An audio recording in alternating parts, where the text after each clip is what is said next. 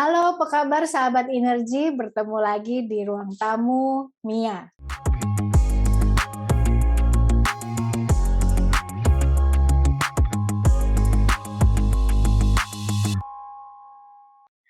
Kali ini saya masih terus berharap untuk kita tetap semangat, tetap menjaga kesehatan, ya jangan sampai kendor protokol kesehatannya karena kalau saya lihat jalanan udah mulai rame, kantor-kantor udah mulai sepertinya bergerak ke arah normal aktivitasnya. Jadi tetap saya menginspirasi untuk setiap kita tetap semangat, tetap menjaga kesehatan dengan baik. Nah, dalam episode Ruang Tamu Mia hari ini, saya pastinya tidak sendiri lagi ya, karena ada tamu spesial. Walaupun dia di ujung sana jauh banget ya, nggak pernah, mungkin udah jarang ketemu secara fisik atau secara offline, tetapi komunikasi kita terus masih kita lakukan, bahkan reguler, bahkan akhir-akhir ini beliau ini sering ngajar di kelas-kelasnya Energi. Seorang teman lama, seorang kawan lama, sahabat yang udah kayak keluarga dari Energi, yaitu seorang yang bernama Rian Manopo, yang kali ini akan berbagi mengenai kehidupan pribadinya. Wow, kehidupan pribadi ya, enggak ding.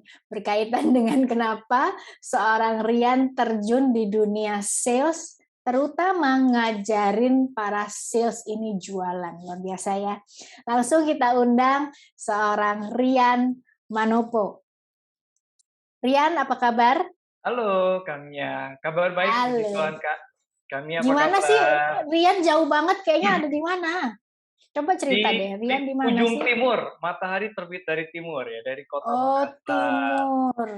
Di Makassar ya. Berarti bukan Jawa Timur ya. Jawa Timur mah deket. Di ujung timur Pulang sana. kampung dong Kamianya. Pulang kampung. Iya bener dong. Rian di Makassar Ya, sekarang. Jadi udah berapa lama pindah Makassar? per bulan ini itu 3 tahun 1 bulan ya, tepat di Makassar, meninggalkan dari kota Jakarta ya sebelumnya. 3 tahun ya? Ya Udah ampun. 3 tahun loh. Berarti kita ketemu terakhir itu 3 tahun lalu. Betul sekali. Wow. Berarti kerutan udah mulai nambah kayaknya ya. Oh, 3 tahun. oh. Tapi Makassar sendiri sekarang lagi hujan atau musim panas kayak kita nih? So far sih selang-seling ya, kadang kala tuh hujan, kadang kala panas, tapi mostly sih panas ya di Makassar ya. Seriusan Makassar panas panasnya ya? panasnya panas banget sih. Oh ya, tapi betah ya Rian ya, luar biasa. Ya, begitulah kira-kira. Rian, kita mau Ya, ngobrol-ngobrol nih. Ya, karena kan tadi aku kenalin Rian juga bukan orang jauh, tetapi orang yang sudah menjadi bagian dari keluarga Energi karena kami dulu juga di perusahaan yang sama. Habis itu kita berpisah secara profesional, tetapi tetap melakukan aktivitas yang sama ya Rian juga sebagai ya, trainer, ngajar dan lain sebagainya. Nah, Rian kan dikenal sebagai kalau di Rian suka cerita tuh entertainer. ya, Nah kan ada satu istilah baru yang saya belajar dari Rian. Dikenal sebagai seorang entertainer sales coach. ya. Udah entertainer, coach pula. Itu apa sih gitu? Boleh cerita nggak? Boleh, boleh, boleh. Jadi, sebelum saya menjawab langsung gitu ya, ini mengingatkan saya waktu awal pertama kali menjadi trainer di 2012 sih, Kak Mia. Ya, di Hmm. mana waktu itu benar-benar yang baru nih masuk ke dunia kantoran, menjadi seorang trainer, kemudian mencoba melihat nih yang dulu saya lakukan waktu saya jadi sales gitu ya di sebuah perusahaan industri di asuransi gitu ya.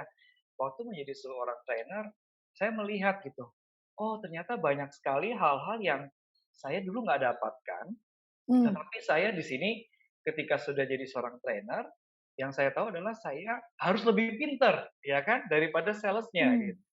Nah, Oh, oke. Okay. jadi itu yang pertama kali membuat saya langsung berpikir, oke, supaya saya jadi lebih pinter daripada sales saya, apa yang harus saya lakukan gitu. Nah, baca buku kan salah satunya harus belajar, Ya, belajar, belajar, belajar, betul. belajar gitu kan. Tapi ternyata waktu melakukan prakteknya gitu ya, itu saya melihat kok di dalam kelas itu masih belum pandemi kan 2012 masih lama banget heeh. gitu kan. Itu kok banyak yang nggak merhatiin saya gitu ya. Kok masih Mmm, banyak yang sibuk sendiri dengan gadgetnya gitu kan. Terus mikir gitu ya, jangan-jangan cara saya ngajar nih yang kurang menarik. Nah, ya kata kuncinya itu, kurang menarik nih sebagai seorang pengajar gitu. Nah, habis itu oke. baru deh mulai tuh, dari situ saya mulai cari nonton YouTube, ikut-ikut, seminar, kemudian saya belajar gimana caranya supaya menjadi trainer yang bisa menginfluence. Itu sih yang latar belakang Mmm, pertama kali saya, eee, memplot ya, saya menyebut diri saya sebagai seorang entertainer, karena akhirnya saya melihat, oh iya ya ternyata profesi sebagai trainer ini bisa kita bilang sebagai seorang entertain juga. Kenapa? oke. Karena kalau yang kita entertain itu nggak, merasa ada kedekatan, nggak merasa ter-influence dari apa yang kita sampaikan atau yang kita pertontonkan, mereka nggak akan se-pay attention itu dengan apa yang kita sampaikan dan akhirnya apa, Mmm, message-nya jadinya nggak sampai. Gitu sih, Kak, itu awal mula pertama kali, menamakan, diri saya sebagai seorang entertainer, ya entertainer trainer. oke. Jadi lebih ke arah sebagai seorang trainer, pengajar, tapi yang juga entertaining ya, Yes, betul banget. menghibur Ya, sehingga pesertanya juga bisa, apa, tertarik terus untuk dengerin kita ngomong iya, apa sih gitu ya, untuk betul ngajari apa, betul. nggak bosenin lah intinya gitu ya? Yes, benar banget, betul. Oke, jadi tanggung jawabnya adalah bagaimana kalau ditanya sebagai tanggung jawab seorang entertainer, lebih ke arah ya ngajarin, tetapi tetap punya tanggung jawab untuk memberikan, apa, hiburan-hiburan gitu mungkin? Kalau di kelas gimana tuh, Mmm, Rian? hiburannya sih mungkin bukan hiburan kayak, ngelucu atau pantun atau kalau biasanya kan kalau trainer itu ada icebreaker gitu, bukan Ya, seperti itu, tetapi lebih kepada akhirnya tuh melihat, kebutuhan si, peserta, ya hmm, mungkin individu per individu, mereka jadi bisa mengeluarkan potensi terbaiknya nggak waktu di kelas, kan gitu. Jadi waktu oke, kita ngajar, contohnya apa nih yang bisa membuat mereka akhirnya jadi ngelihat bahwa mereka sebenarnya punya potensi loh. Contohnya misalkan, kalau kita sering ngajak mereka untuk berpikir lewat mengajukan pertanyaan, kan? Nah itu simpel tuh, misalkan ada satu topik gitu ya, tentang, gimana caranya mengoptimalkan penjualan di masa pandemi gitu kan. Nah waktu ngajarin itu, sering bertanya, berhubungan dengan para peserta, itu akan membuat kan mereka jadi berpikir gitu ya. Jadi tugas mmm, saya lebih mudah tuh, tugas saya hanya mengajukan pertanyaan yang tepat, untuk membuat mereka sadar bahwa, "Oh iya ya, ternyata saya punya potensi dan pengetahuan dan skill tuh, udah di level ini loh," gitu. Oh, atau oke, mereka justru sadar, "Pak, kayaknya saya jadi kurang, pede nih Pak, setelah mendengar penjelasan Bapak, saya harus ngapain lagi ya?" Nah, paling nggak kita sebagai pengajar tuh, merasa bahwa apa yang kita sampaikan tuh benar-benar bermanfaat sih, Kak. Jadi, entertain di sini fokusnya adalah, mereka bisa mengeluarkan potensi terbaik lewat metode-metode pengajaran yang diberikan oleh, saya terutama jadi trainernya di situ, oke. gitu. Paham nih aku. Jadinya lebih ke arah nggak cuman sekedar jadi trainer itu, ya udah yang penting materi tersampaikan, terserah lo Iya, dengerin apa enggak, dapat sesuatu atau enggak cuman gitu ya. Tetapi bisa lebih bisa, ke arah itu di kelas itu juga lebih memahami posisi mereka, lebih memahami cara berpikir mereka, bahkan betul. nggak menutup kemungkinan mereka jadi tahu ya, kekuatan yang mereka miliki ya Iya, setelah, diajarin si, Rian ini, luar biasa. betul betul. Tapi apa sih yang membuat Rian kan tadi cerita sebentar sekilas bahwa dulunya kan, lebih banyak terjun di dunia sales gitu ya, Sales, ya tenaga betul. pemasaran. Terus kok tiba-tiba jadi seorang yang sekarang ini trainer sales coach? Apa Oke. ceritanya tuh gimana? Kalau orang bilang, "Cemana nih ceritanya, cemana?" Gitu. Ya, tapi, satu tips ya buat teman-teman yang mungkin saat ini sudah berprofesi sebagai seorang trainer atau yang mau Mmm, jadi trainer, saya sih bilang, nikmati dulu masa-masa waktu jadi sales deh, gitu. Kenapa? Karena Mas mmm, ketika kita jadi trainer, itu kita akan bisa menyampaikan dari kacamata yang bertambah dari sales dan dari kacamata seorang trainer, ya, dan kita akan bisa lebih apa, meng-level up-kan sales-sales kita nantinya gitu. Karena kita udah oke. melakukannya gitu, termasuk yang dalam tanda petik kejahatan-kejahatan yang kita lakukan waktu kita jadi sales, contohnya, tidak memberikan informasi yang lengkap, atau kemudian ada banyak, Mmm, mis-selling, misleading dan sebagainya. Akhirnya waktu kita jadi trainer ya, mau nggak mau lu harus insaf gitu. Karena kalau nggak, apa yang lu sampaikan buat tim sales itu nggak akan jadi bermanfaat sih. Nah, kalau bicara mengenai dari sales sendiri, dulunya itu karena ngelihatnya gini, 2002 itu pertama kali benar-benar pengen bisa jualan gitu kan. Karena waktu itu masih kuliah, belum punya penghasilan. Tapi ada temen nih ngajakin gitu kan, "Eh, mau nggak gabung di event organizer?" Gitu kan. Hmm, Tapi, kamu sekaligus, jadi wakil, tapi kalau ada event-event yang kita dapetin, kamu sekalian nge-MC-in ya. Wah, itu tuh awal pertamanya.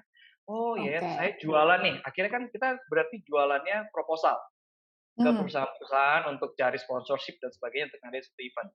Itu adalah awal pertama kali saya merasa diri saya adalah seorang sales, jualan, ya kan, jualan oke. program gitu. Tapi along the way, saya melihat orang-orang kok pada beli ya dari saya, tapi kenapa ada Hmm, orang-orang yang nggak beli juga ya produk yang saya tawarkan? Ini salah di produknya atau sayanya nih yang harusnya lebih bisa menjual diri saya?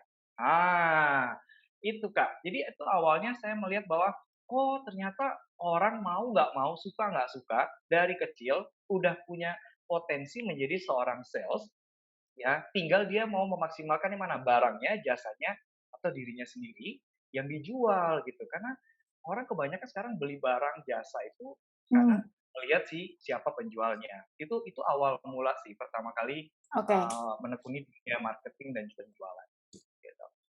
oke. Tapi sebenarnya dulu Rian itu kuliahnya atau sekolahnya berhubungan sama sales nggak sih? Oh tentu tidak, Kak. Jadi Curiga aku tuh juga. Jadi jurusannya ya dulu apa? jurusannya pertanian dan budidaya lagi ya, Kak. Luar Tukang biasa. panggul sawah ya Tukang, kan. ya ya ya ya ya. Tukang yang ngairin sawah ya. Oke, oke. Ngairin sawah, panen Terus ini, terjun tapi saya dulu di nggak nanam sales. padi sih, iya, habis Akhirnya itu tapi terjun. lulus-lulusnya terjunnya di sales, betul. Nah, itu makanya aku tuh tertarik sama Rian selalu berpikir bahwa sales itu bisa menyenangkan. Padahal kan banyak orang juga berpikir, even saya aja secara pribadi dulunya ya, pikir saya tuh nggak bisa jualan loh. Saya bukan Hmm, tenaga penjual lah, istilahnya saya tuh bukan, nggak pinter jualannya tuh, ngerayu untuk jualan tuh saya bukan tipe orang seperti itu. Tetapi Rian selalu punya pendapat bahwa sales itu menyenangkan. Kenapa? Kok ya bisa begitu? Buat aku tuh nggak, ya karena sekarang bawaannya emang harus jualan ya mau nggak mau. Tetapi nggak pernah berpikir bahwa sales itu menyenangkan. Coba Rian apa apa pemikiran dari mana tuh bahwa sales itu menyenangkan? kalau dibilang idealnya jawabannya adalah, mindset-nya udah benar, Hmm. makanya jualan itu menyenangkan. Tapi kalau kita, mmm, yang secara jujur-jujurannya aja, kenapa memilih Hmm. jadi sales? Kak, ada ininya. Cuan. Iya dong, iya Ada dong. cuannya ya. Iya iya Betul. betul. Kenapa? Karena gini, mmm, hal contoh sederhana gini ya, Hmm. saya pergi makan siang gitu kan, kemudian saya ketemu sama rumah makan yang baru nih, ya kan. Saya makan, saya enak menikmati rasanya dan saya, cocok sama harganya, oke. Hal yang pertama saya lakukan kepada teman-teman kantor saya adalah, pasti saya melakukan promosi. Oke, Ya, guys, gue baru ketemu nih, ada tempat makan enak di Ben Hill, harganya cocok, rasanya nggak kaleng-kaleng, gitu kan. Itu adalah bagian dari seorang sales, ya, promosi. Padahal saya nggak dibayar sama rumah makan tadi untuk promosiin. betul. Nah, tadi tuh garis bawahin, tidak dibayar.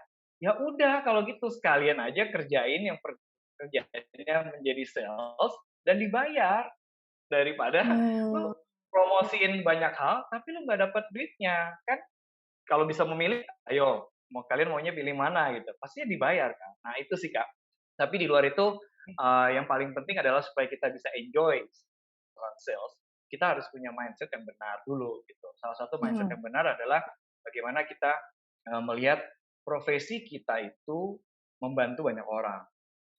Profesi kita Kata saat kuncinya membantu ya. ya, membantu banyak orang. Kenapa saya bilang gitu? Contoh buat orang-orang yang bekerja sebagai sales medical representative, kan? Hmm. Nah, mereka pasti adalah orang-orang pertama yang mempelajari terlebih dahulu produk-produk perobatan untuk nantinya disuplai kepada dokter-dokter yang cocok nih dengan produk tersebut. Artinya apa? Mereka menjadi perpanjangan tangan dari perusahaan farmasi untuk memberikan informasi kepada dokter. Nanti dokter melalui buku kedokterannya bisa memberikan rekomendasi untuk orang pasien yang sakit. Kan gitu. Ya, Berarti kita betul. menjadi perpanjangan tangan untuk berbuat kebaikan. Itu salah satu contoh sederhana kan. Jadi kalau kita punya Oke. mindset yang benar, kita akan menikmati setiap hari bangun tidur kita untuk pekerjaan sales kita. Gitu. Oke. Ya, Jadi kata kuncinya adalah yang namanya jualan supaya menyenangkan adalah bicara mengenai harus dimulai dengan mindset yang benar. yes, Bahwa betul. jualannya kita ini enggak, ya memang ujung-ujungnya untung, dapat apa, insentif, dapat Ya, sesuatu lah ya, karir, ya, hasil bonus, hasil kerja betul. keras kita.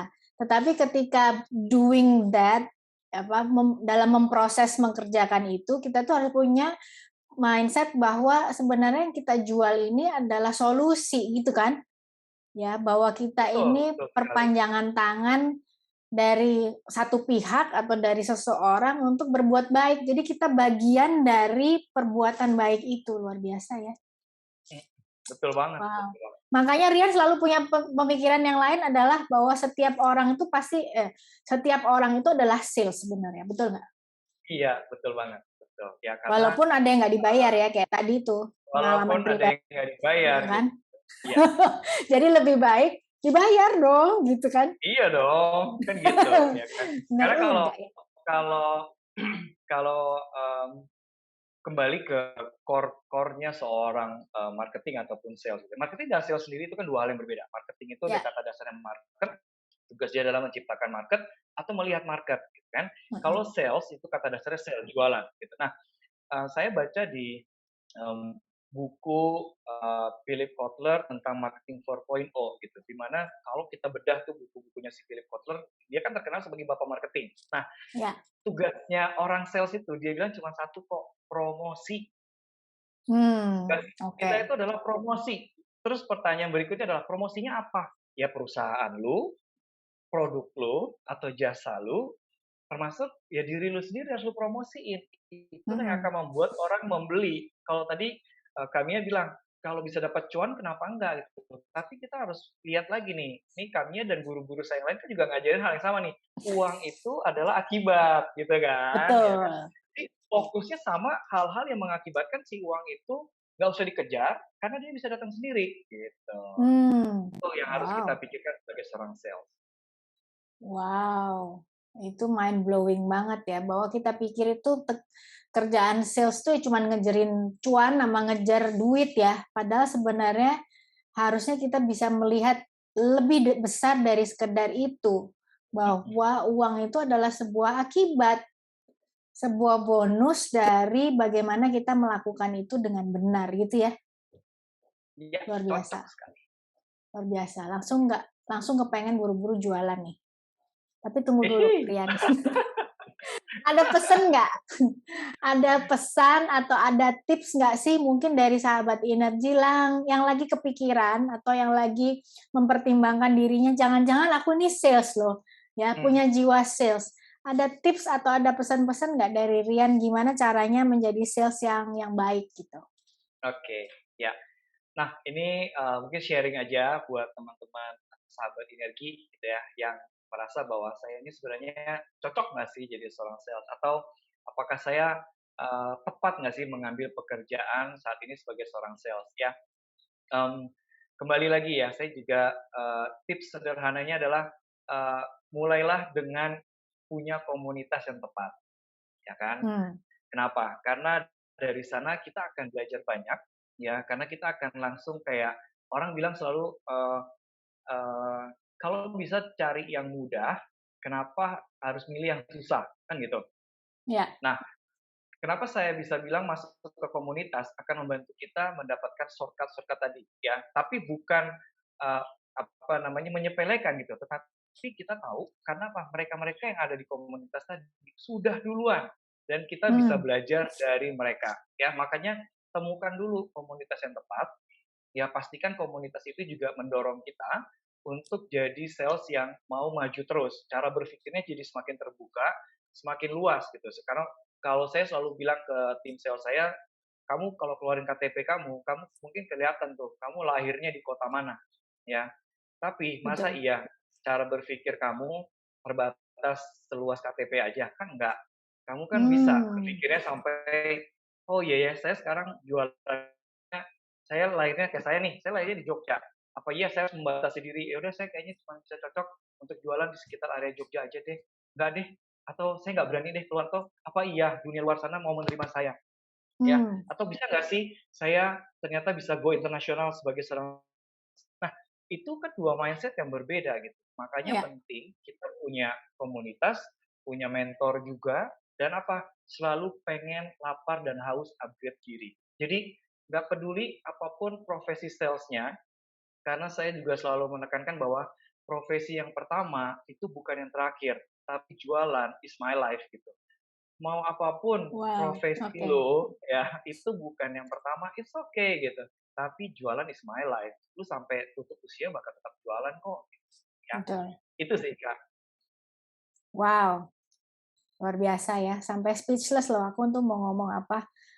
Bahwa ternyata, iya, menurut saya pribadi karena ini mengubah obrolan saya Marian ini, mengubah mindset bahwa sales itu ternyata bukan sesuatu yang mengerikan mungkin. Kalau saya dulu mikir, aduh sulit jualan ya, aduh malas banget deh, nggak tahu ya caranya gimana gitu. Karena bawaannya kita pikir bahwa sales tuh harus datengin untung, harus datengin cuan. Kalau nggak berarti kita gagal. Cuman di point of view yang sangat apa ya, sempit banget. Padahal sebenarnya yang kita lakukan setiap hari ya jualan ide, betul nggak sih? Ya, Jualan betul.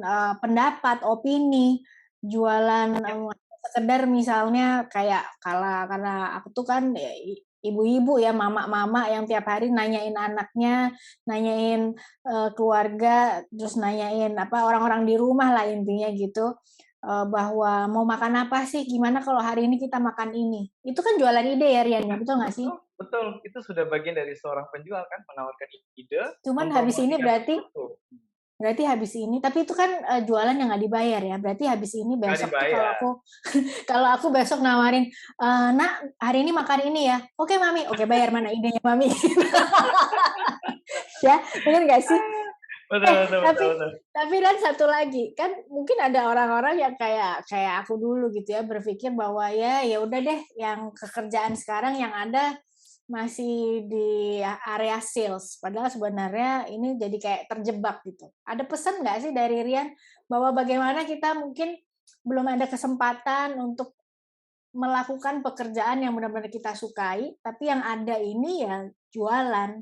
Tetapi kita nggak cuman sekedar melakukannya dengan terpaksa, tetapi bisa paling tidak punya pemikiran untuk bisa menikmati lah apa yang sedang dikerjakan. Ada pesan nggak, Rian? Oke, ya. Ini, pertanyaannya menarik gitu ya, karena sampai sekarang pun ketika saya juga melakukan rekrutmen untuk tim sales saya, ya mereka Hmm. sendiri pun juga banyak yang berpikir bahwa, eee, ada opsi back office saja nggak, Pak? Gitu kan. Mereka suka Hmm. bertanya gitu, karena ketika saya tawarkan, "Kamu akan ada di frontliner," gitu. "Kamu adalah garda pertama ya, yang ada di perusahaan ini untuk memberikan profit yang besar, tetapi pada saat yang bersamaan akan membuat kamu lebih sejahtera." Ya, dan itu benar banget ya. Ketakutan orang itu banyak banget gitu pada saat Hmm. mereka melihat bahwa kayaknya, kok apakah semua pekerjaan itu harus sales gitu ya kan. Nah, Mhm. mmm, saya cuma mau pesan sih ini ya, Kak, ya. Jadi, ada benarnya kalau kita tuh pengen idealnya work kerjakan apa yang jadi passion kamu gitu kan. Kan selalu Mhm. orang-orang bilang gitu. Saya pun Ya. dulu awalnya begitu.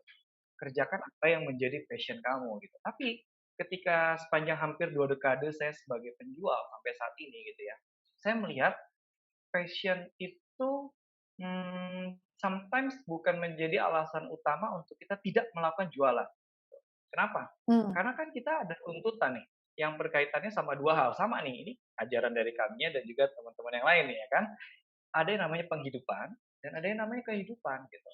Hmm. Waktu kita memutuskan menjadi seorang sales yang terpaksa sekalipun, kenapa? Karena kamu punya tanggung jawab. Kamu udah lulus kuliah, jangan lagi lah membebani orang tua.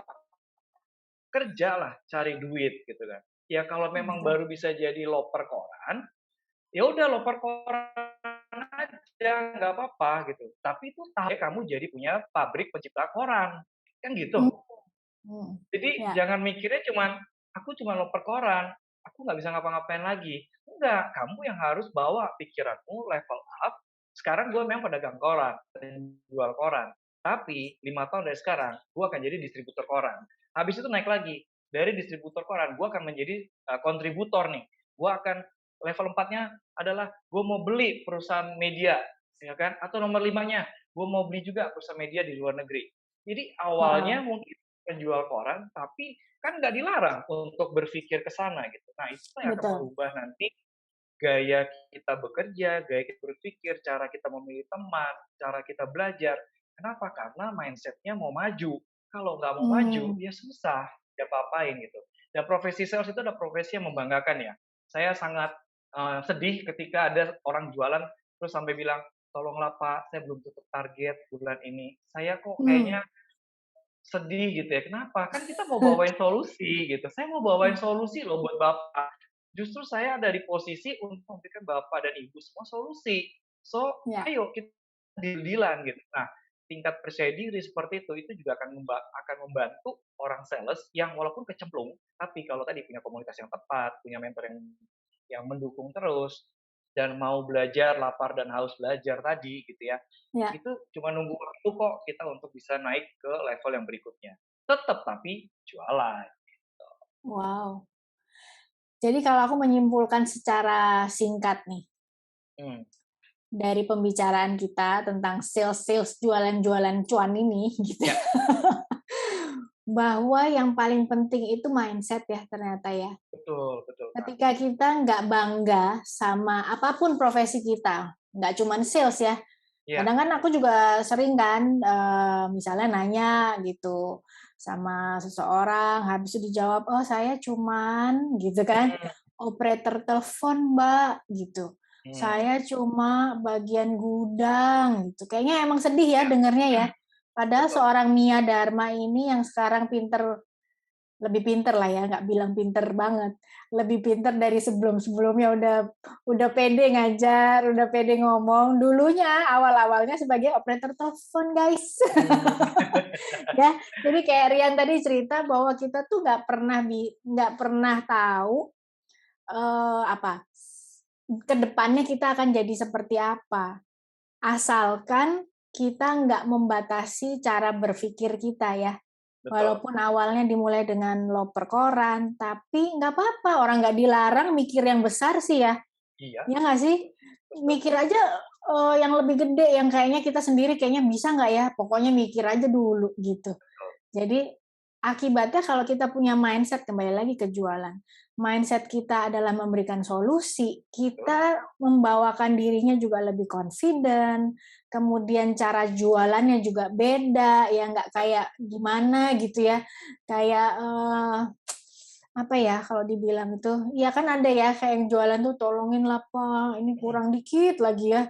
Aduh kayaknya yang kayak kalau kita nggak jadi beli itu jadi kayak merasa bersalah gitu, bener nggak sih Rian? betul Padahal harusnya betul. kita ini bangga ya kasih Iya iya, solusi, saya ini datang untuk bantu Anda loh, gitu ya. betul sekali. Wow, Betul, Kak. luar biasa.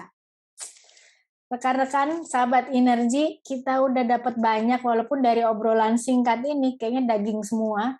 Karena menurut saya pribadi yang tadinya berpikir, aduh sales itu susah, sales itu nyapein banget, jualan itu terpaksa dan lain sebagainya. Setelah ngobrol ini, saya berharap saya pun juga dibukakan pikiran, mendapatkan apa point of view yang berbeda bahwa ya mau dibayar nggak dibayar kita ini tiap hari jualan loh guys, gitu ya. Jadi berbanggalah buat setiap sahabat energi yang memang terjun di dunia sales dan Ya, kalian mesti bangga bahwa apa yang kalian lakukan ini dibayar dan dapat kompensasi ya, dapat betul. insentif luar biasa. Bahwa sales itu nggak sekedar jualan, tapi seorang sales itu adalah hadir untuk memberikan solusi dan bantu dan menjadi perpanjangan tangan dari perbuatan kebaikan luar biasa. Wow, thank you so much ya Rian ya. Sama-sama kami ya. Ditunggu sesi-sesi berikutnya ngajarin kita tentang jualan, seputar cuan-cuan itu ya, pasti seneng banget kan. Pasti, pasti. Gimana menciptakan cuan-cuan itu, supaya paling enggak kita buat kerja pulang ke rumah nggak cuman kadang kalau dulu bilangnya kerja buat apa? Ya mencari sesuap nasi. Sekarang sesuap nasi kurang lah ya, dan segenggam berlian, ya nggak sih? Thank you Rian, Ya, sampai ketemu sama-sama. lagi ya. Sampai Oke. ketemu juga. Sukses selalu. Thank you. Sahabat Energi, sampai ketemu lagi di ruang tamu Mia berikutnya. Dah.